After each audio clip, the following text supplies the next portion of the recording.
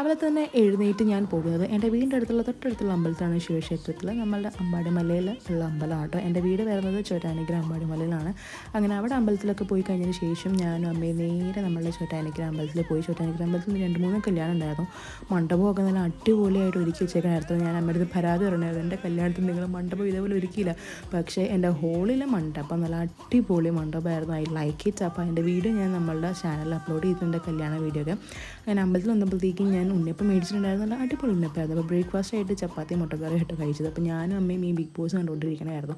അതിൻ്റെ വിശേഷങ്ങളൊക്കെ പങ്കുവയ്ക്കാം. നമുക്ക് എല്ലാ സീസണും നമ്മൾ മുടങ്ങാതെ കാണുന്ന ഒരു വ്യക്തിയാണ്. ആൻഡ് ഈ സീസൺ ഓരോ കണ്ടസ്റ്റൻസ് ഉണ്ട്.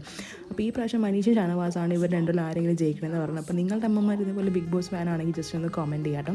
ആൻഡ് നമ്മളുടെ വീഡിയോ എല്ലാവരും ലൈക്ക് ചെയ്യുക, ഷെയർ ചെയ്യുക, സബ്സ്ക്രൈബ് ചെയ്യുക. അപ്പോൾ ഇതുപോലുള്ള കുട്ടി കുട്ടി ഷോർട്ട് സ്റ്റോറീസൊക്കെ ആയിട്ട് ഞാൻ അപ്ലോഡ് ചെയ്യുന്നതായിരിക്കും, വരുന്നതായിരിക്കും.